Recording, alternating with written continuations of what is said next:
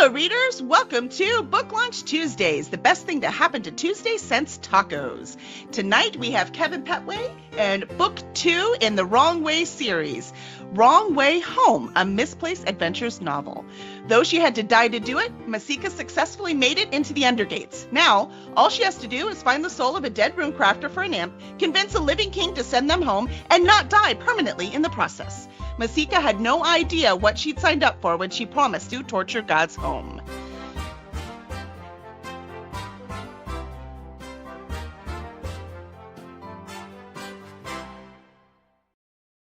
Yay! Well, welcome. We want to welcome Kevin Pettway and his, seventh book with us, I think? 7? Are we counting? You don't count the anthology? Are we counting? Yeah, we count. If we're not counting the anthology, then it's 7, yeah.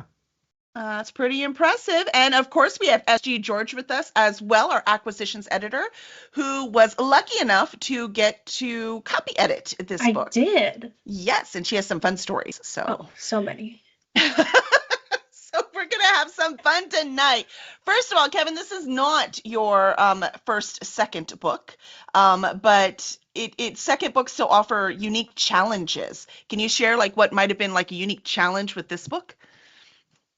I actually wrote this one a little while ago, but we had some changes. By the time the first one got edited, I had already written the second one. So there were really extensive rewrites before it even got into editing, because we had some changes in the first book that affected the plot moving forward. And then I had to run back and do damage control and figure out how that could all happen. Which I didn't. I don't think we really did too much with the first series. But those books were all written, and I just sort of dumped them on you all at once. So it wasn't bad. I was happy with it. And of course, it's sort of, the first book and the second book kind of go in different directions. Honestly, I've just really enjoyed writing this series. It's been a lot of fun. Masika is much lighter and happier and not nearly as hard bitten as Keen and Sarah. And that has been a lot of fun to write. I agree. It's definitely a different tone. It's your voice. Anyone can pick this up if they've read your books and know that it is you. But it is still a different tone, and I think that's really fun to get to. Sorry, I just got distracted because I saw Greg's comment, which is, this is why procrastination is good. So you don't have to do that damage control part. Yeah. If I'm 3 months behind schedule, it'll put me 4 months ahead of schedule because I won't have to rewrite anything. That's right. That is writer math right there. Totally works for me. It'll definitely save you 5 bottles of tequila.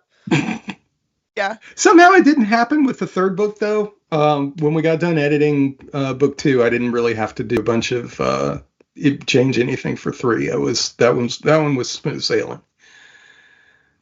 Well, I have to say, in your first series, in this universe, you there's time skips. So all of the tension in your books are kind of contained in the book, and you get the next one, you're kind of reintroduced. There's a new one. Well, this one, there's a flow through, right? This one, it's tense from beginning to end, and you're still tense at the end of the first one, and you dive right into it in this first one. Yeah. Every book picks up with the final scene from the previous book. And it's pretty intense. And the on the cover, so you can see the cover are flashing by at the bottom. But we have, can you tell us a little bit? So we have Rain, and Rain is pretty much the same as he was last time, except he has a companion with him. Can you tell us a little bit about his companion? So Rain's companion is my favorite. Okay. Just making sure I knew who we were talking about.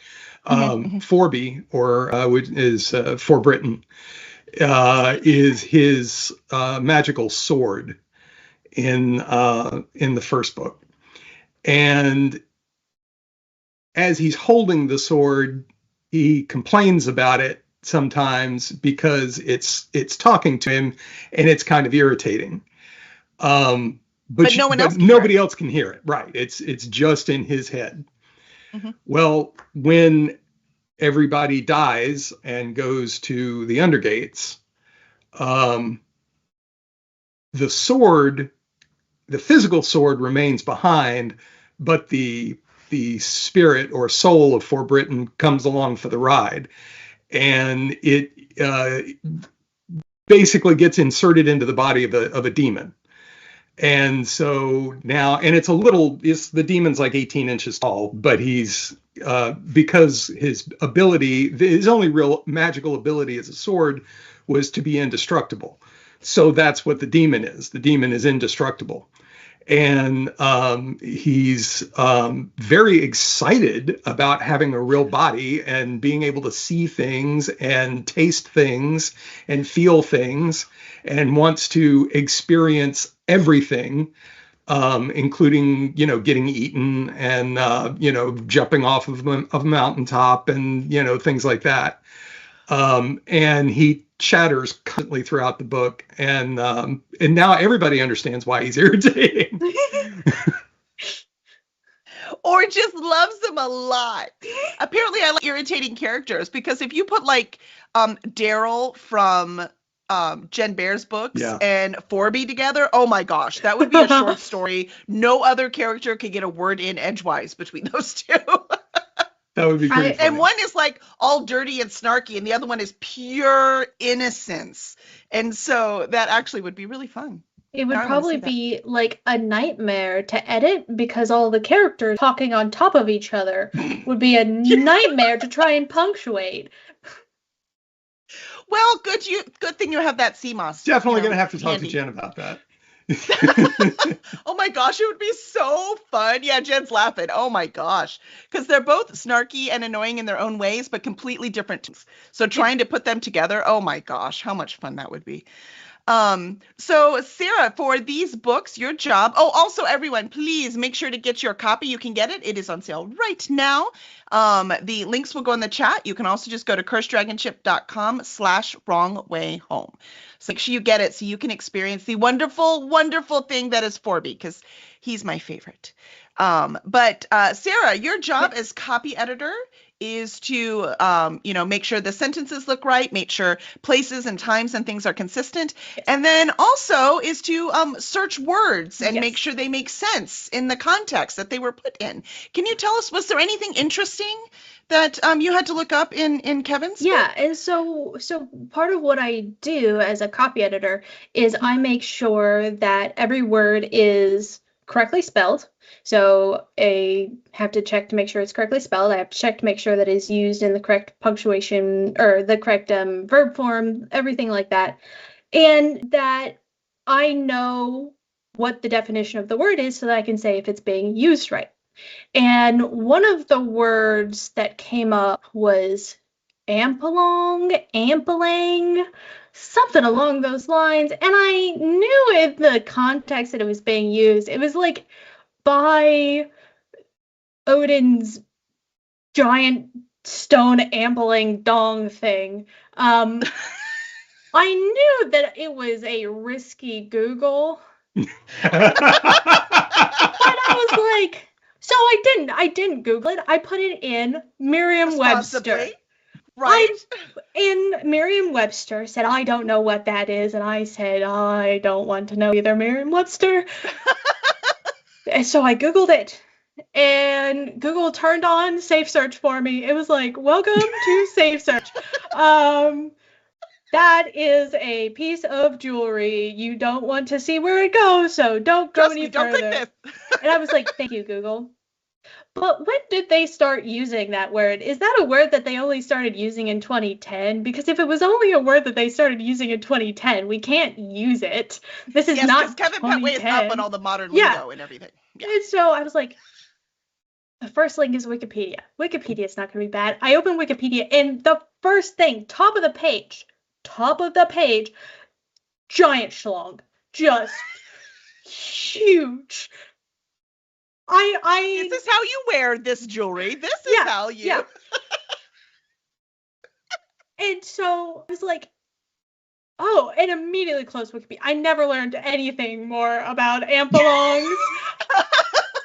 It's spelled right. We're good. Done. Yeah. Done. They're very, very old. Oh, good. Very, very old. I'm sure that you did extensive amounts of research. And so I was looking at Maud and Medusa, or Medusa and Maud's Odd Odyssey, which is another book that's coming out soon. Jeremy used the word peener, Peener. I didn't Google shit. You're like, I'm not looking it up. Put it on the list and was off. Because it was in he used like 4 different words talking about castration, and I'm like, yep, good, we're going. No more pictures for me. I'm no good. No more pictures for me. I love it.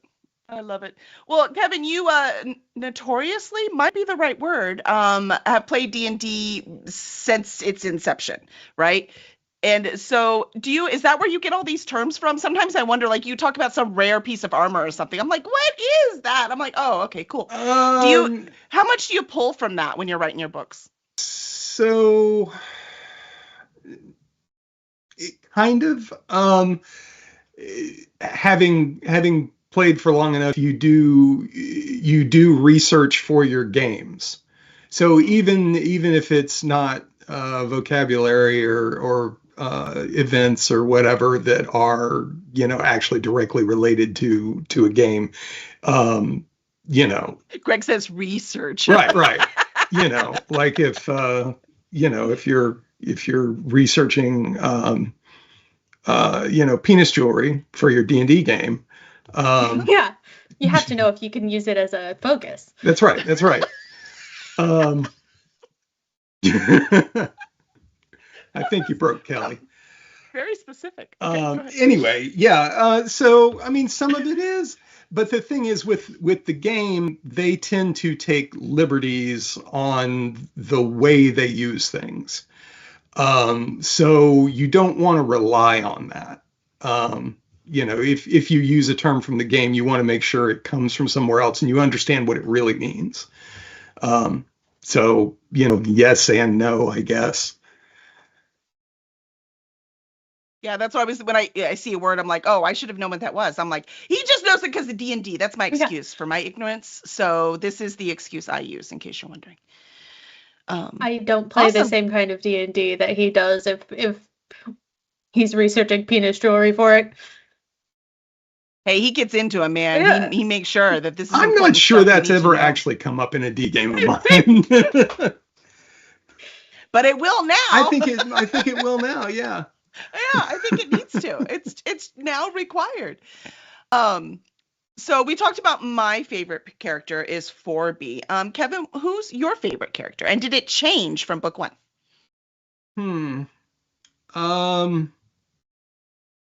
Yes.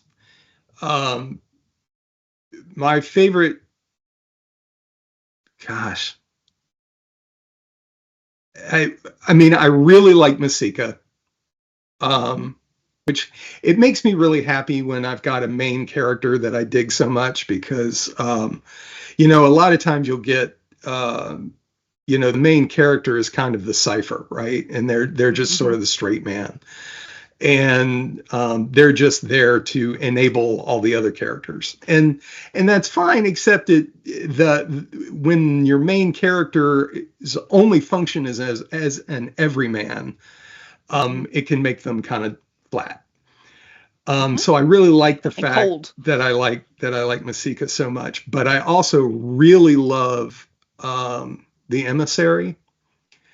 Oh yes, actually he was fascinating. Yeah, he was really cool. He made me really happy. Wait, he made you happy? No, Kevin.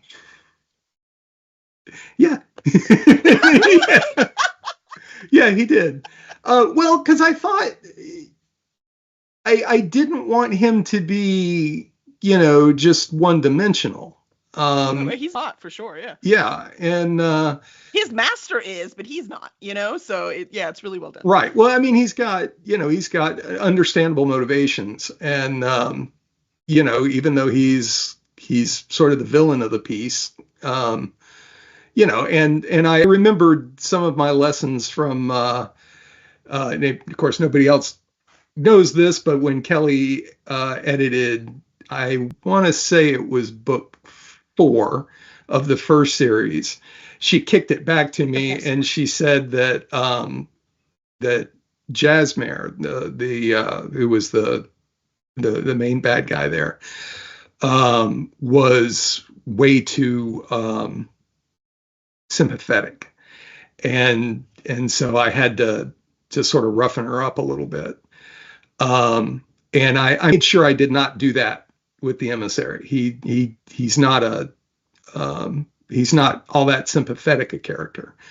But he's cool. But he's compelling. He's cool. Yeah. Yeah. He's definitely compelling though. So I can see that. So from the writer's perspective, that being your favorite character, that I can get. Yeah. And I also really like Meridides. Now she's not in book 2 at all. But she's, which I was disappointed, but this book was long enough. I mean, it had to be. Yeah, well, and she didn't die. She didn't go with them. She's very central to book 3. So okay. She'll be back. Good. Meridides is Masika's evil sister. And she's definitely evil. Yeah, she gets so much worse in book 3. So now she's going to be your favorite. See, I see. I'm seeing a trend here, Kevin. I'm seeing a trend. I like the bad guys. Right. Yeah. I mean, that's fair. So Sarah, who was your favorite character? Actually, also one of the bad guys. I liked Sharp John. I think Sharp John is a hoot and a holler as a bad guy. I love it. He was fun, wasn't he? And I don't. It's like you feel sympathy for him, and then you feel bad for feeling sympathy for him. You're like, wait, I should feel for him. Oh, you poor misunderstood child. What? Why did you just do that? Yeah, wait, you're eating what? And if you want to know what it is he's eating, you need to go cursdragonship.com/wrongwayhome. Yeah, that was a fun moment. Because now I'm like, wait, what am I supposed to feel right now? And there are actually quite a few moments in this because this is the Undergates, right? So this is the way it's set up. Can you tell us a little bit, Kevin, about how this is set up? Like the world that they end up in, they're not in the same world we've read with all the other Misplaced Adventures, right? They have died. Yeah. So now they are in these Undergates, which is the equivalent of afterlife for some of the people from your world. Right. So tell us a little bit about what adventure we are going on in this place. Yeah, there are 3 major cultures. The Pavan, the Andosh, and the Darish? Is that Darish, thank you. Oh, good job, Sarah. Woohoo! I spent way too long trying to I don't know if you've looked at the style sheet, but if you haven't, you should. He did. He was like, "What am I supposed to?" I'm like, "It's okay. Just leave it there if you need it." He's like, "Okay." The Darish, by the way, Sarah works the Darish and the Andosh share an afterlife, and that's what the Undergates are. But it's much more complicated than that. So the Undergates is split into a bunch of kingdoms. The Andosh have their own kingdom. The Andosh dead have their own kingdom. The Darish dead have their kingdom. There are other kingdoms that are populated by demons. There are also native-born living humans that live there. So the politics is crazy. Naturally, our heroes land in one end of the Undergates and have to travel to the complete opposite end along the Crying Road. And it's a hellish landscape for the most part. And some of the natural laws change as they travel and are different for different people. and of course they don't know any of it, because at this point the only person that is known, well, people to have come back, were Morholt and his sister Raven, and they didn't really talk about it. So And they're not dead. yeah, Complicating things even more. yeah, to complicate things even more. Mm-hmm. Yeah, so the let's see, in the anthology, Mm-hmm. all of the characters meet an imp, which is a painting on a playing card. And this imp was created by a rune crafter who subsequently died. Now, the imp hated her, and he wants her back so that he can kill her himself. So, in order, and the imp has promised Masika that she can, the imp has promised Masika that he can return the two gods back to heaven if Masika brings back his runecrafter. So off they go to into the underworld to try and find the runecrafter and bring her back alive so that she can then be killed again. And that's basically the quest. But they had to. I mean, that's true revenge. They had to die. Well, most people die and end up in their place and don't leave, right? But they have to get somewhere. So it was really cool to travel through these different areas. Yeah. Yeah, and that's they go through all the different, well, not all the different places, but a bunch of the different places. Yeah, no, I love it. I got distracted in the middle because the chat is having fun with Darish. I say a Darish too, but Greg says in the audiobook it is pronounced a Darish. Yeah, and probably. Then Jen says she says it Darish. So we have all different. I think that's How awesome. Do you say it, Pettway? Yeah, no, I mean I pronounce it Darish, but honestly, I am not one of these authors that really gives a shit how you say it in your head. That is completely up to you. It stopped being totally my book when I sent it out to the editor, and that was so at this point it's your book. You pronounce it however the hell you want. I like it. Pine Lord says garish sounds so garish. So, well, yeah, so it works. Now I'm going to remember how to say it. See, I like it. Okay, very cool. So much to play around with in this world. So Sarah, who do you think this book is perfect for? I think this book is perfect for people who like playing that weird unoptimized D&D character. Like at the moment, like your first couple of games you play, you're a fighter and you put all of your stuff into strength. And then your third game, you're playing a goblin and he likes ska and all of his spells are utility spells, no fighting spells whatsoever. If you have a goblin in your life like that, this book is for you. I love it. And we do have to talk about, so we talked about Masika and we talked about Forby. We talked a little bit about Rain, which I have to say, because I just so I've said this and this will now be on the recording, Pettway, so you can play this back, that I am impressed with the way you write Rain, because he's a cynical smartass, but he doesn't sound like Keen at all. He's got a very different voice, and that is not easy to do. So nicely done with him. But that also sums up Rain. That's who he is.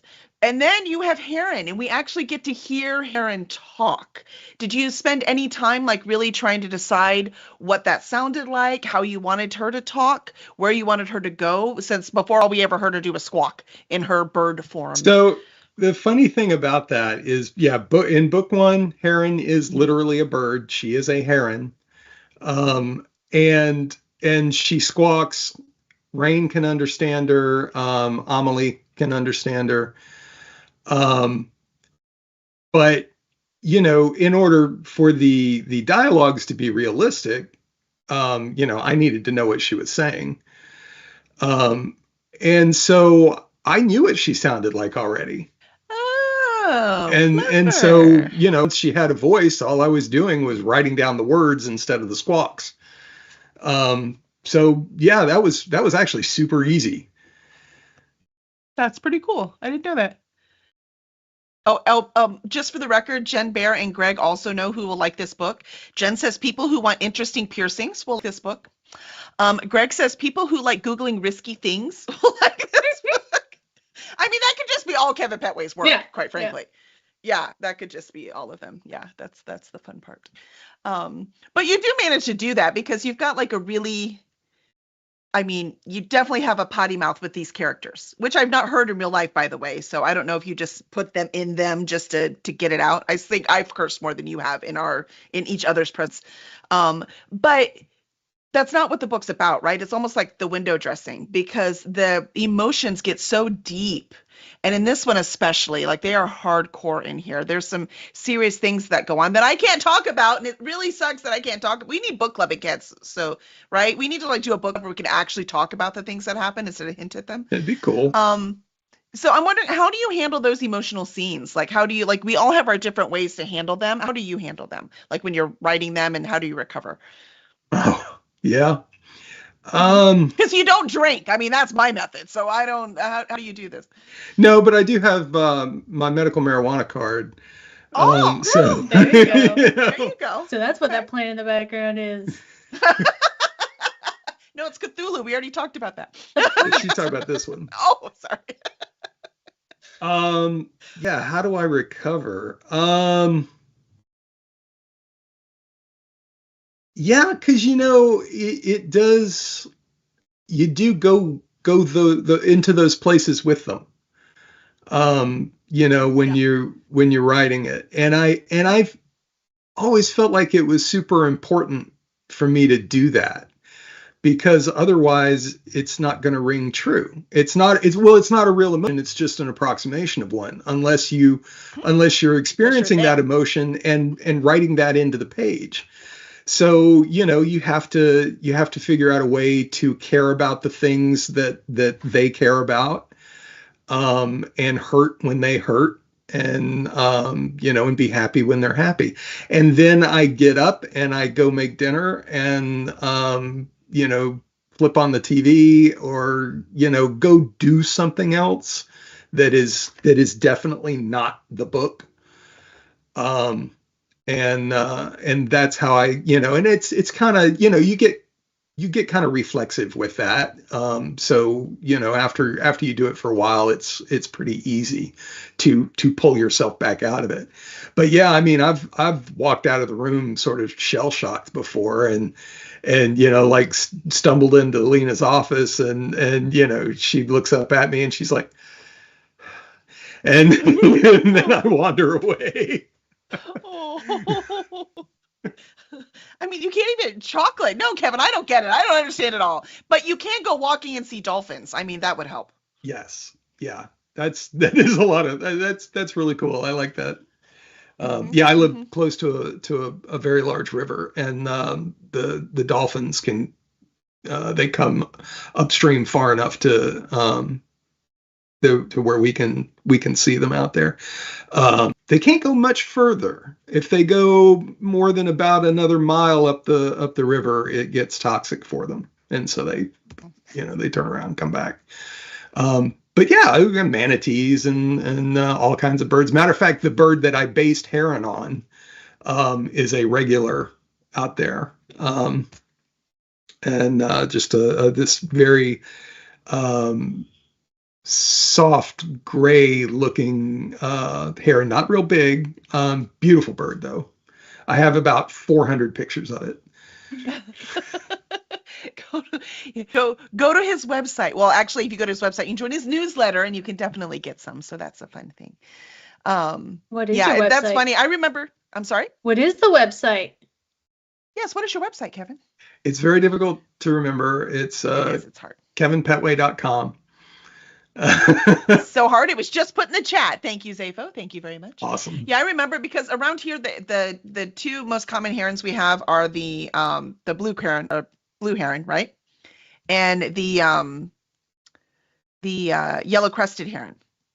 So I'm always seeing, now yellow crested smaller, but I'm always seeing this huge heron. So I remember the first time when you told me, no, she's not that big. Like I had to like get it across my, I'm like, how is this big old heron sitting on his legs from the first book? And you were like, she's not. I'm like, wait, what? So I'm glad. I like the pictures. That really put it in my head so I could see it. It's funny when you get used to one thing, even though you know there's a bazillion Yeah. species. Yeah. It's hard to change that in your brain, you know? So that made very, very much sense. Also, Pine Lord says that they are the proudly prudent pronunciation pendant, preferring properly punctuated prose. So I just want you to know this is very Okay. important to Pine Lord. Very important. Yeah. Yeah. I just wanted to make sure. I also wanted to see if I could say it, and I did. So ha! I gotcha. So around here, Cursed Dragon Ship Publishing, we have the belief that if people like you, they will also like what you write. So what are you watching right now, Kevin? And is it going to make people like me? Well, It depends on what you say. if they like what you're watching, they're gonna like your words. So, or you know. Yeah, so let's see. We watched the first episode of the new season of Arcane earlier tonight, which there is no scene of that show that I could not just pause and stare at for an hour, and it just goes by so fast. It's beautiful. It is a painting come to life, and it's well written. So that show is amazing. Let's see. Do you have to rewatch season 1 because it's been so long? I was thinking maybe I should have to rewatch season 1 first. They don't hold your hand through it. So if you don't remember so maybe it, I will. you might want to at least watch that last episode or two. But it's been, I think it's been like 2 years since it's been a while. That's why I was like, I have to watch it again. But What We Do in the Shadows is like air. And this is the last season of that. So I'm probably going to go back and start watching that again when that's done. We watched Bad Monkey not too long ago, and that was excellent. And I am not a Vince Vaughn fan. I typically don't care for him, but he was really good in this. And of course, it's Carl Hyacin, so he's amazing.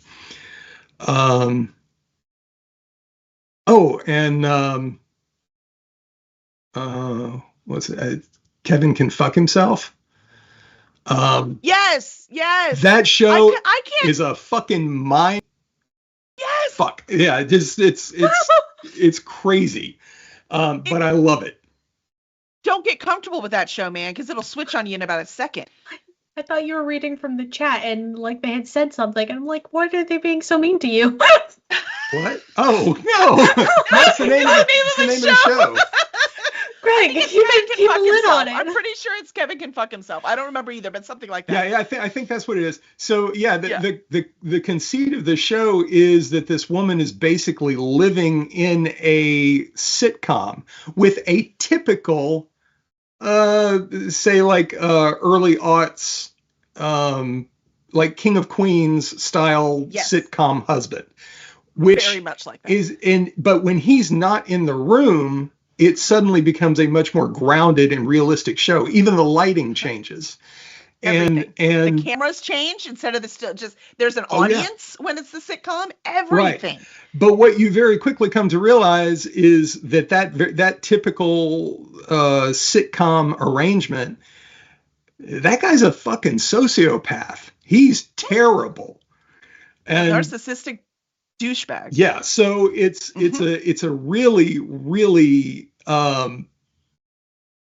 weird, fun, fascinating show. I love it. I really like it. Well, I watched like half the season, a little over half the season, and I still can't tell you if I like it or not. That's how confusing it is. But I keep watching it. Yeah. It's can't so walk away. Confusing. Exactly, but I can't walk away. So in that case, they did their job, didn't they? So yeah, good choice. Good choice. And then what are you listening to? This could be music, audiobooks, whatever you're listening to. What am I listening to? Yeah. Yeah, I don't really listen to much actually, because Fair. I'm usually writing, and Mhm. I a lot of people can listen to music and write, and I just can't do that. I get Mm. too distracted. Even if there's no words, it's still, I want to, my mind wants to accompany that music, and so I kind of have to Mm. to shut it off. Um, Fair. yeah. Yeah, you tried to do sprints this morning. It was good seeing you, but the 45-minute sprints just don't work for you. You can't. You gotta. No, and the folks were talking in the chat, and of course I keep looking up at the chat to see what people are saying, and then I'm like, oh, I didn't look for 5 minutes, and now I have to go back and see what they said, and and so I was just We were like, extra no. chatty today. We were usually there's like no one there. We don't chart. Like Birdie says hi, I say hi, and we're just working. So I think it's funny you came on a day we happen to be chatting. Yeah. eh, just me. That I was mean, normally I can sort of hermetically seal this room off, and it's just me and the dog, and she doesn't make a lot of noise, so um, yeah. Anyway, sorry, that wasn't a, yeah, I was expecting you to ask what I was reading, and well. that That's I was ready for next. that. That one's next. But before we go to what you're reading, Ethan has come. So if you want to say hi to Ethan, and Nicole just came too, and Hey, Greg had to Ethan. leave. So Nicole. yes, Nicole, one of our new authors. New Wonderful. authors.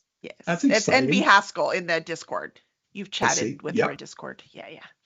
So we did what are you watching? What are you listening to? And now what are you reading?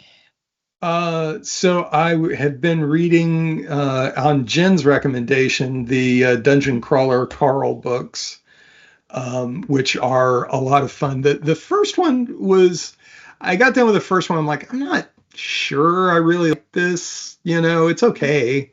Mhm. It was good enough for me to get the second one. And then by the time I was done with about the third one, I'm like, oh God, I'm so happy that I stuck with it. I'm really enjoying this. And each one of those just gets better and better, as he digs deeper into his world. I Mhm. did take a break in the middle of those to go read Squeeze Me, which is another Carl Hiaasen book. Mhm. Um, which is it that book is kind of funny. It sort of reads like his greatest hits, because he takes basically a lot of things that worked really well in previous novels and stuffs them all together. And that one was fun. Um, yeah, that's between those things. That's been a lot of my reading for the last 6 months or so. Um, Makes total sense. Yeah, Zapo is he's inhaling them too. And as Jen said, book 7 came out today. oh, did So it? look, all these people are here for you instead of downloading book 7 right now. Zapo might be multitasking though. He was very excited for book 7 to come out. So very cool. Yep, we're fans around here. I've not read them yet. Zapo says no comment. I'm like, yeah, yeah. Are you doing Yeah. your job? Are you reading Well, Dungeon did you hear Crawler that Carl right now? he got involved in a bidding war, Yes, yeah. for the rights to For that, and ended up with just Netflix. the hardback, by the way. And he still owns the rights to his ebooks and his paperbacks. And then he got in the bidding war with the IP rights, make the show. Yeah, So that boy knows what he's doing. yeah, good for him. And I didn't realize how prolific he was. He's got tons of books, not Yeah. just this. Yeah, he's one of those, 10-year overnight successes. Right. Right? We're like, wow, you came to nowhere. He's like, I've been doing this for a decade. What are you talking about? That's him. That's exactly it. So yeah. So hopefully we can get him at one of these events. So that's what we're hoping for. We're trying. We'd love to meet him in person. He seems like right up our alley, man. Yeah, for sure. Yep, I love it. I love it. Just like our Kevin Pettway with your wonderful series. We'll be talking So we're about you just excited. like this in 10 years. Man, where did That's this right. guy come from? I know. Look, he's that overnight 10-year success guy. You need to put more cats in your book, though. Sorry, you gotta. I don't want him to put cats in his book because I don't want him to do anything to the cats. Yeah, The animals survive. I'm not super fond of cats though. Fine, no cats. I mean, if you want me to put a cat that I don't like in the book. Did you not just hear Sarah say, no, I have enough No, scars? I don't want to know. I have done enough. I have put my eyes on the line for this job. Just your eyes, not your, like, sanity? I'm confused. They're directly connected. They're directly connected. I love it. I love it. All right. Well, Sarah, do you have any last words for our audience out there who's eager to get started on Wrong Way Home? I hope that you have read Wrong Way to Heaven first. If you have not, make sure to pick up your copy of Wrong Way to Heaven on Amazon in ebook or paperback at any of the places where you regularly get books.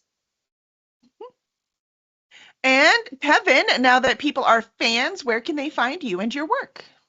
KevinPettway.com. You can go there. You can go to cursedragonship.com, or you can go to Amazon or Barnes and Noble, or again, like in all of those places that you books.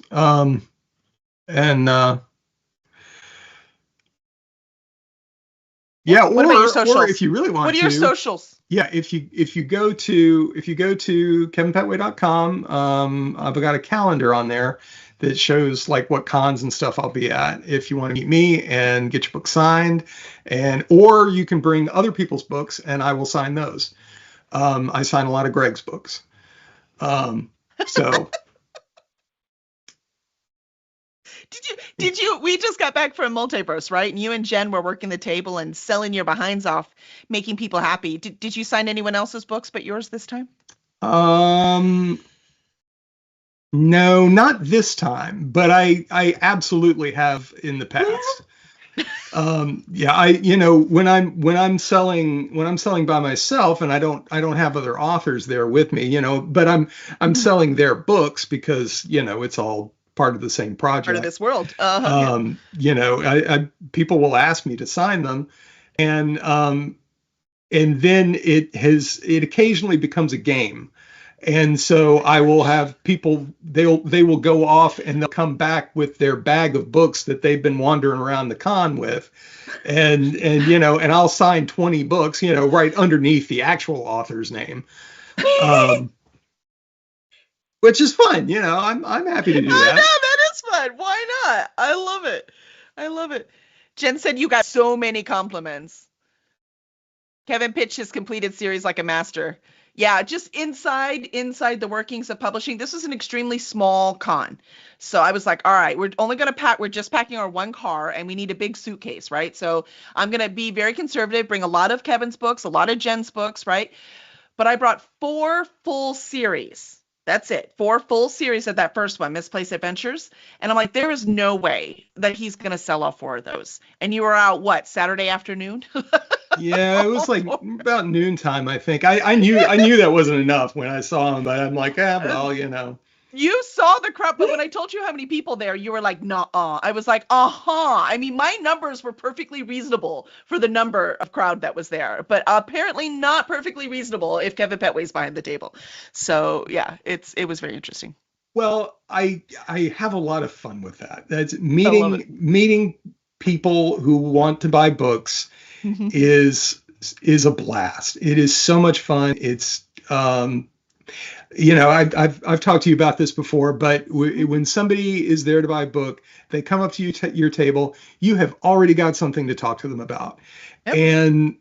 And it's just a delight, and very often they'll tell you a little bit about themselves. And so, you'll learn a bit about them, and then, you see them walking around in the con and, wave or nod or whatever. And maybe you'll see them again the next year. And I just really, really enjoy that. That is probably in the top 2 things that I enjoy about this job, and I can't decide which of those 2 are my actual favorite.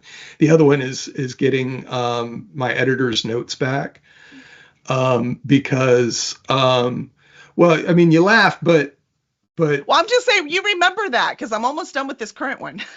Well, when you get the editor's notes back, all of those notes really when you boil it down, are all about me. And so Me, me, me. me.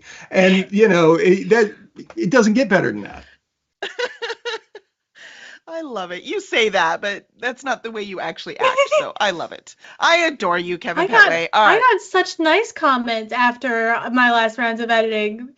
2 weeks in, he was like, "Oh my gosh, these are great." I guess the first 2 weeks were mourning, but It scared me at first because your It was a edits lot. were really front loaded, and so Yeah. like that first 60 pages or so, there was a lot in there, and I was like, this is going to take me a month to go through, and then it really slacked off after that. But no, I mean, they were Sarah got wonderful, tired. Birdie. I really did appreciate it, and you know, one of the things that I really value. And I'm excited to see this continue from Kelly's editing, is how much I'm learning just going through the edits. Like actual things that I can carry forward, and when I'm writing the next book. So yeah, I really did appreciate it, and I appreciated all the thought and attention that you gave it. I did think it was really funny the number of times you gave me a link to something that you had looked up to show me that you knew what you were talking about. I'm like, I trust you. I don't need that. I'm good with this. But no, they were great. It was wonderful. And a lot of the books do tend to be front loaded because I will explain the problem the first time it happens, and then the 47th time you've done the problem, you already know what the fix is Right. gonna be. So you don't care. I just fix it. Like, I'm just going to correct it now. Yeah. Yeah. It's just fixing it. I love it. Well, that was an amazing endorsement of Birdie's work. So, Birdie, if people are looking, you don't only work for Cursed Dragon Ship, you not. also do freelance editing. I So, if people are looking to you to edit, how do they contact you? Ladybirdediting.com, ladybirdediting@gmail.com, or you can follow me on Twitch at Birdie25, where just about as soon as we get off with this show, we are going to start the next show where I am live editing somebody's work. Actually, Lahia is a short story that or novella that we are going to be editing live on Twitch here in 10-15 minutes. Yeah, pretty quick. I think we can say goodbye to all the amazingness, and thank you so much. And last time, remember, you can find the book at curseddragonship.com/wrongwayhome. And we'll see you next time.